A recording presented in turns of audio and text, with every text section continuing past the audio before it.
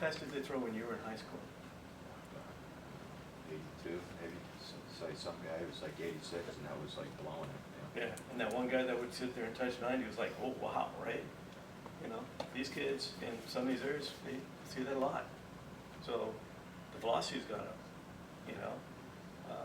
Our players stronger, maybe to their ill effect. We're talking about that a little bit, but the game's sped up. So I have a benchmark because I work with a lot of younger players. And my high school players right now are being trained to the magic number of 0.3 of a second. What is 0.3 of a second? From release to contact? 100 miles an hour. So I want you to think about it.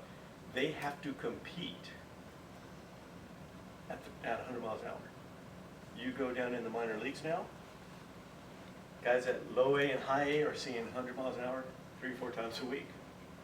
Now, it's a lot better when it moves up because some guys actually have an idea where it might be going. But the dead end velocity is there. College coaches now, as you're you know, watching the evolution there, it's picking up there too. So we're looking at completely different changes that we consider. Like I said, we get exposed if we can't adjust.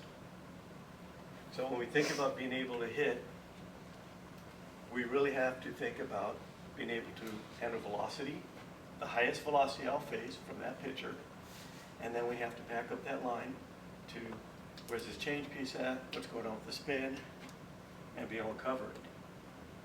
But the idea of being able to cover it is actually, when we talk about body efficiency, is no different than we talk about the mechanics of throwing. And you know, mechanics of we've talked about some of the mechanics of cross-court shots in tennis.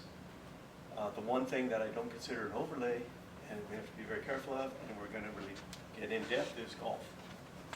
A lot of people are like really buying into the golf stuff, and that's to the detriment and failure of hitters.